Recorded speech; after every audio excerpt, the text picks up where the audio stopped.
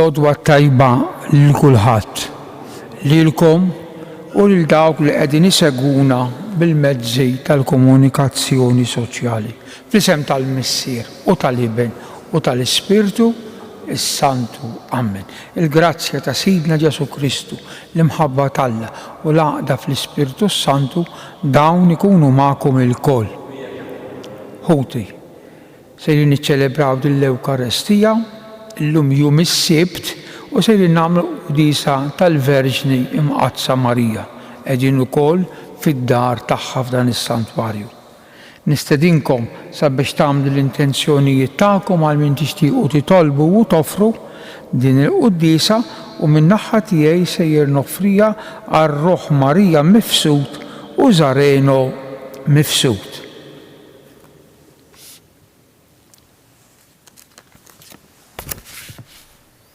Int ħanin mill-bosta ma' kull min jersaq lejk u jsejjaħlek mulej ħnina. Int u rejt ħnina kbira u tiba mal-midinbin Kristu ħnina. Int Ġesu l-avukat tagħna quddiem Alla il-Missier mulej ħnina. Iħenna għalina Alla li jista' kollox jaħfrilna b'nubietna u jwassalna għal ħajja ta' dejjem. Nitolbu. U Alla Misser il-ħnina, ibnek il-waħdini fuq is-salib, tagħna bħala omna l-ommu l-imqazza Verġini Marija. Amen.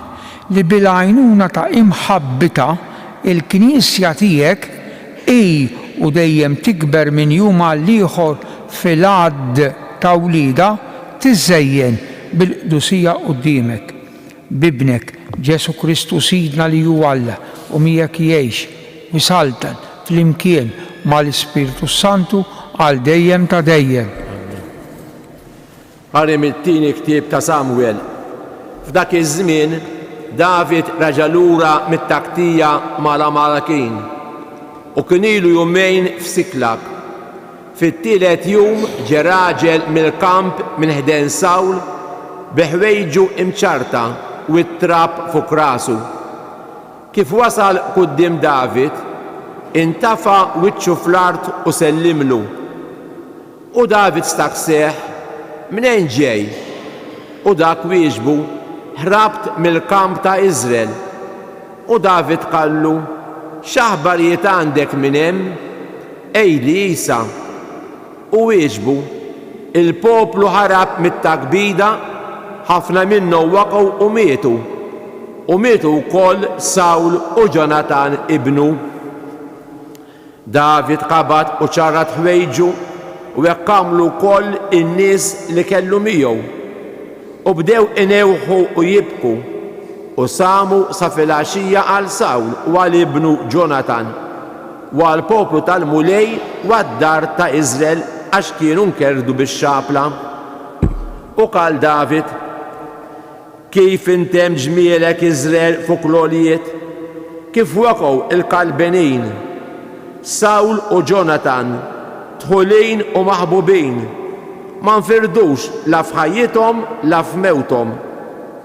Eħfef mill-lajkli, aqwa mill-liljuni. Xbejbiet ta' Iżrael, ibqu lil Sawl, libbiskom bil-kreżmi u l-brukkat, żejnilkom il-bieskom bid-deb. Kif waqgħu il-kalbenin, waqgħu fil-ġlied. Jonatan fuq għolietek maqtul. Jien imolli għalik Jonatan hija, l-għoża tiegħi u l-għaxqa lija. Imħabbtek għalija eżes minn imħabbet in-nisa. Kif waqgħu il-kalbenin u intilef tamir il-gwerra.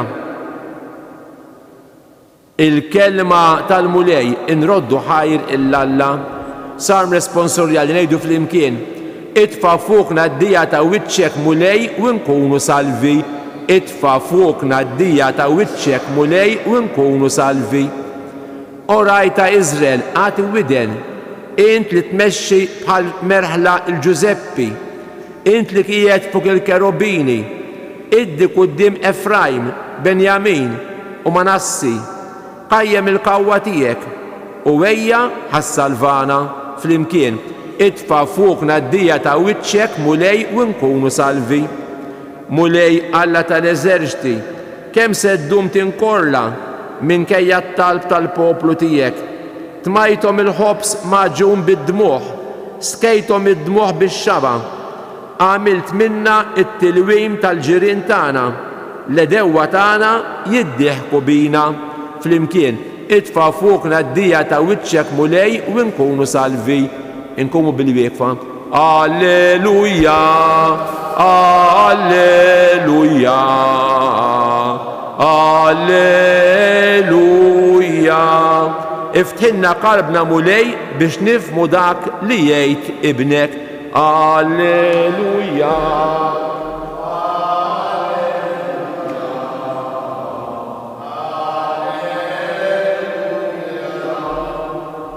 Il-mulej ma'kom. Qari mill-Evanġelju skont San Mark. F'dak iż-żmien Ġesu mar id-dar u l-kotra reġgħet inġemet, hekk li janqas biss setgħu jieklu. Rabatu malli semgħu ħarġu biex iżommuh għax qalu li tilef moħħu. Il-kelma tal-mulej hi Kristu. Mena bdejna it-tieni ktieb ta' Samwel, qarim it-tieni ktieb qedna llum. U dan it-tieni ktieb jibda jiddeskrivi fil-qosor gwerra, it-telf li għamlu l-Lut, l-aħbar li waslet għan David meta qalulu li s-sultan ta' qablu Sawl u t-tifel tiegħu li tant kienu tant ħbieb it-tnejn Jonathan. Sawl kellu tifel jismu Jonathan, dan Jonathan kien ħabib ħafna ta' David, ħafna. Difatti mhux darba u tnejn Jonathan jikxef il-pjan ħażin ta' missieru Sawl għax rid joqtol il David. U waslet l-aħbar għan David. David l-ewwel reazzjoni tiegħu qatta ħwejġu. Bdew inewħu u jibku, għamġiex kelmet sbieħ bil-Malti hawnhekk. Newwaħ, inewħu u jibku. Iktar. Samu sa fil-għaxija għal Sawl, għax li sultan bħal dak immut b'daqqiet tas-sejf gwerra, sa fil-għaxija għal Sawl u għal ibnu Jonathan. Naturalment għal kollha li mietu fil-gwerra għax kienu nqerdu bix-xabla.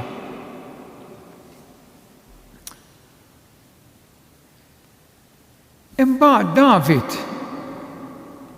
għandna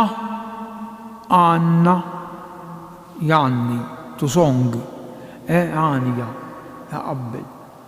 Għanja taswet il-qalb bl-Ingliż jgħidula eleġi ma nix bil-Malti kelma naħseb. Mhux l-għanja ta' ferħ, imma jekk l-għanja tkun taswet il-qalb, il-kliem li tuża u l-mużga li ddoq, min jaf il-mużga mhux major, tkun minor, minor scale, sewwa waħda mill-ftejt taf għanijiet taswet il-qalb li għandna fil-Bibja hija dejn. Li David għandna meta sema bl-aħbar tal-mewt tas-Sultan Sawl u tat-tifel tiegħu Jonathan. U x'qal David ara? Kif intemm ġmielek Iżrael fuq il-għoljiet, għax mietu fuq l-għoljiet ta' Gilboa, fuq il-muntanja Gilboa. ġmiel tiegħek Iżrael spiċċa.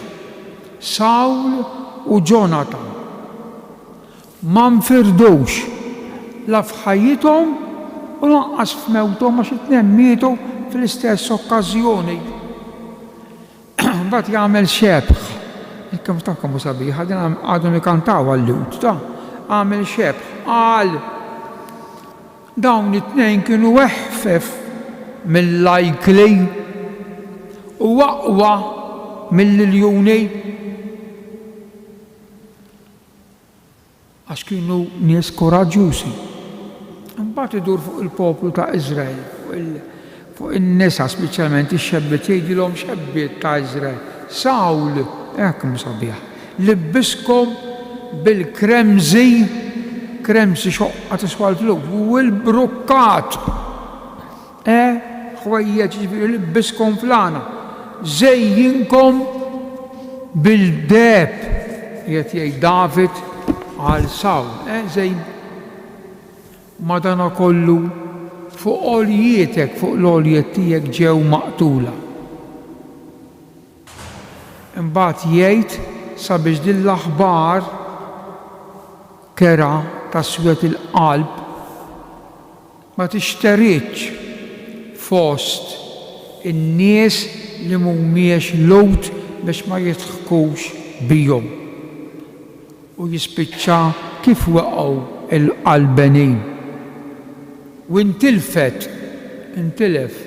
l-armar tal-gwerra, t-tagħmir tal-gwerra. Din hija l-lezzjoni li smajna. Tagħlima kemm hija kera l-gwerra u kemm huwa tagħlim li għadu attwalismu huma stess qegħdin jagħmlu dil-kwalità krudila ta' gwerra kontra sħabhom, kontra ħuthom, kontra nies imissu magħhom. Jaqirdu. Il-gwerra, il-ġilied, l-inkwiet qatt ma jħalli l-bniedem f'postu, fil-paċi, fis-serenità. Aħna maħluqin sabiex inkunu bnedmin ta' paċi, sabiex inkunu bnedmin li nġibu l-ferħ, mhux il-għaqda u mhux il-firda, mhux nawwu minn taħt. Ġirajja li ġrat kważi 3000 sena ilu din il-gwerra. L-effetti tagħha għadhom jinħassu kemm hija kera. U għalhekk hu din il-quddiesa nitolbu s-Sinjur Alla, il-Prinċep tal-Paċi, sabiex imissel l-qlub u jalla mill-iktar fis possibbli tieqa fil-gwerra il-ġlied sabiex issaltan l-għaqda, il-paċi u l-imħabba.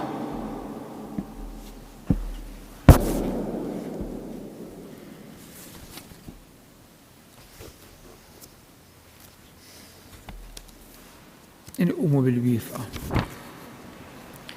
Kristu kien sinjal li jmeruh, nitolbuh bil-fiduċja sabiex iwassal fostna il-paċi. Kummu lej mal-Knisja tiegħek fil-missjoni profetika tagħha jew issejjaħ li bnedmin lejk u tħeġġiġhom jabbandunaw il-valuri imkarka tad-dinja. Nitolbu, isma'na nitolbuk mulej. Qawwi il-bnedmin kollha ta' rieda tajba fit-tħabbrik tagħhom għal paċi u għal ġustizzja fost il-ġnus l-aktar dawk mifnijin bil-ġlied ta' bejniethom. Nitolbu. Ejn il-dawk li huma ippersegwitati minħabba twemminhom u farraġhom bid-dera ta' Kristu msallab u rxuxtat. Nitolbu. Għati li jinnaqgħu miġbura il-kuraġġ li nukkoreġu l-xulxin bimħabba u li qatt ma niġġudikaw u nikkundannaw lil ħadd. Nitolbu. Nitolbuk mulej tilqa' dawn it-talbiet u oħrajn li ma espriminajhomx. Nresquhomlok permezz ta' ommok u omna Marja, int li tgħix u saltan għal dejjem ta' dejjem.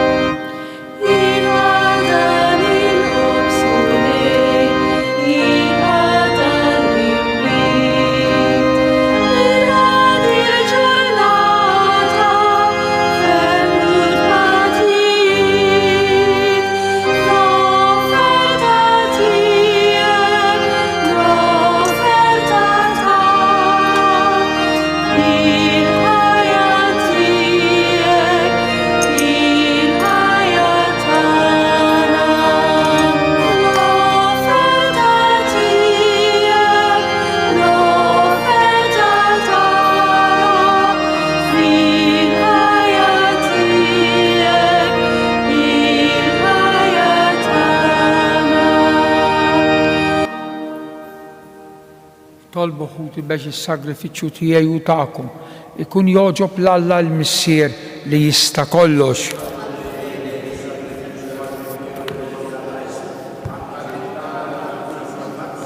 Ilqamu lej l-offerti tagħna u ibdilhom fil-misteru tas-salvazzjoni biex bil-qawwa tiegħu u bl-imħabba ta' Marija Omm il-Knisja nitħeġġu biex jistħoqilna nissieħbu dejjem aktar magħha fl-opra tal-fidwa. Bi Kristu Sidna il-mulej magħkom. Nerfgħu qlubna l fuq. Nidżu ħajr il-mulej Alla tagħna. Sewwa u xieraq tas-sew mulej Missier Qaddis. Alla ta' dejjem li tista' kollox tajjeb u taġi tas-salvazzjoni tagħna li dejjem u kullimkien inroddulek ħajr.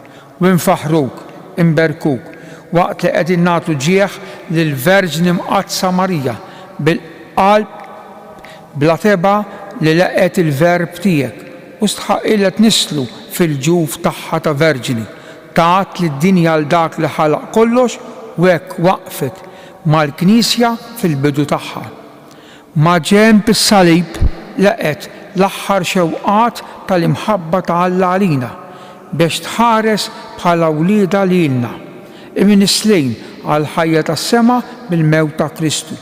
Sieħbet it-talb tagħha ma' dak tal-Apostli. Hija u magħhom kienet tistenna il-miġja tal-Ispirtu imwiegħed u b'hekk saret xbija tal-Knisja li titlob. Imtella s-sema b'imħabba ta' Omm kienet ħsieb il-Knisja fid-dinja u tħarrisha fil-mixi tagħha lejn is-sema. Għalhekk flimkien mal-anġli nfaħruk u ntennulek bla qeda Qaddis. Mulej Alla tal-eżerċti. Osanna. Imbirek minn ġej. Osanna fl-ola tas-sewwiet. Qaddis tas-sewwiet mulej. Inti lajn ta' kull qudusija.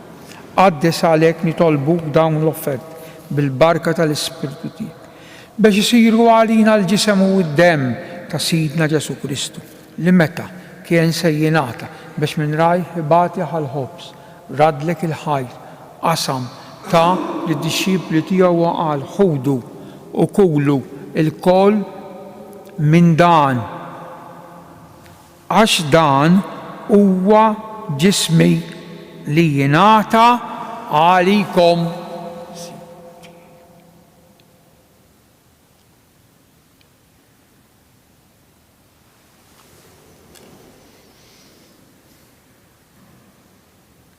Ekku koll wara li klaħħa l-kalċi, reġa' raddi l-ħajr, tali dixxipli u għalilhom ħudu biex minnu il-koll, għax dan huwa l-kalċi ta' demmi tal-patt il-ġdid li jibqa' dejjem.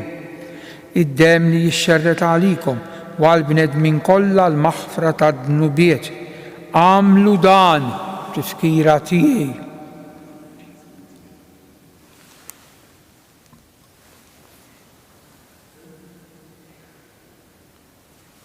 Dan hu il-misteru tal-fidej inħabru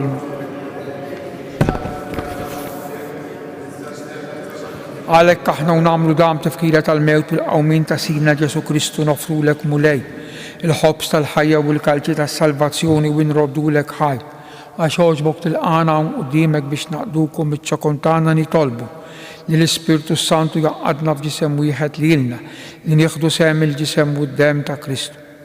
Ftakar mulej fi knisja tiegħek imxerda mad-dinja kollha u taqa' fl-imħabba flimkien mal-Papa Franġisku mal-Isqof tagħna Anton u mal-Ministri tiegħek kollha.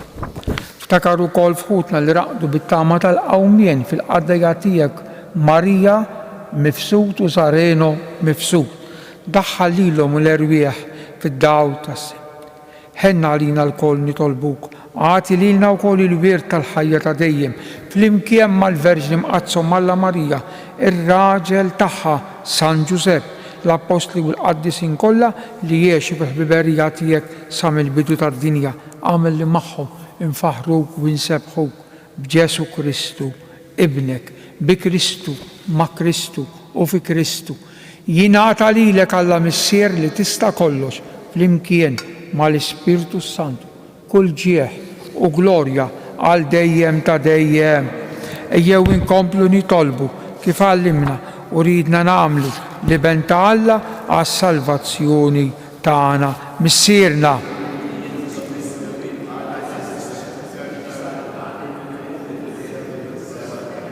Ħobżna ta' kuljum, aħfrinna dnubietna, la ddaħħalniex. Ħlisna nitolbuk mulej minn kull deni, għatina fit-tiba u ħnina tiegħek il-paċi fi żmienna biex inkunu ħilsa dejjem mid-dnub u mħarsa minn kull inkwiet, għax id-dnub iġib l-inkwiet. Aħna u nistennew u nittamaw ilena u l-miġja tas-Salvatur tagħna Ġesu Kristu. Mulej Ġesu Kristu li jgħid l-Apostli tiegħek inħallilkom is-sliem. Nagħtikom is-sliem tiegħi la tħares lejn dnubitna, iżda ħares lejn il-figli tal-Knisja tiegħek, għatija sliem u l-għaqda li jien trid fiha, int li tgħix bis-saltan għal dejjem ta' dejjem. Il-paċi tal-mulej tkun dejjem magħkom. Għatu il-paċi lil xulxejn, paċi magħkom. Ħaruf talla.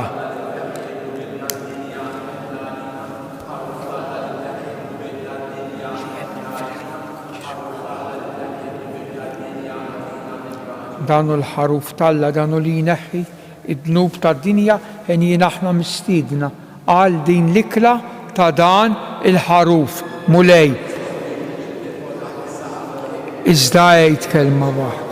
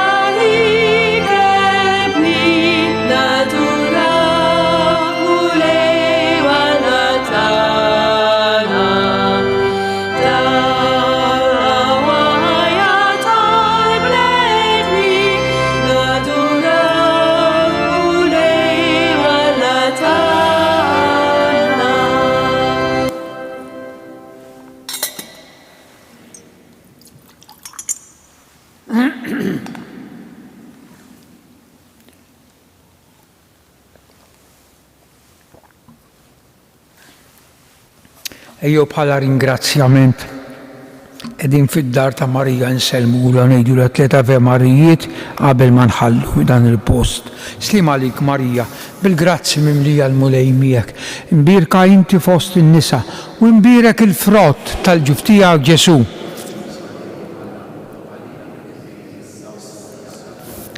Għajtu ħan nismakom. Slim għalik Marija, bil-grazzi mimlija l-mulej miegħek, imbierka inti fost in-nisa u imbierek il-frott tal-ġuf tiegħek Ġesu.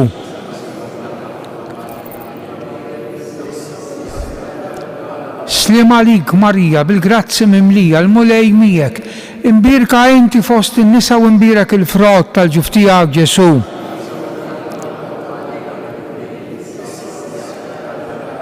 Madonna ta' Pinu, sultana tal-familja, ħarstek fuqna dejjem żomm nitolbu. Issa li tqarbilna bir-ran tal-fidwa tal-ħajja ta' dejjem.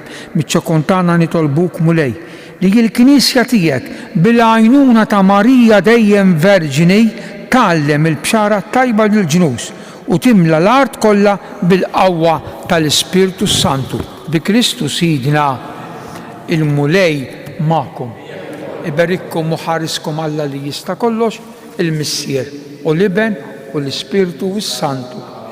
Morru fil-paċi ta' Kristu. Il-ġurnata tajba lil kulħadd.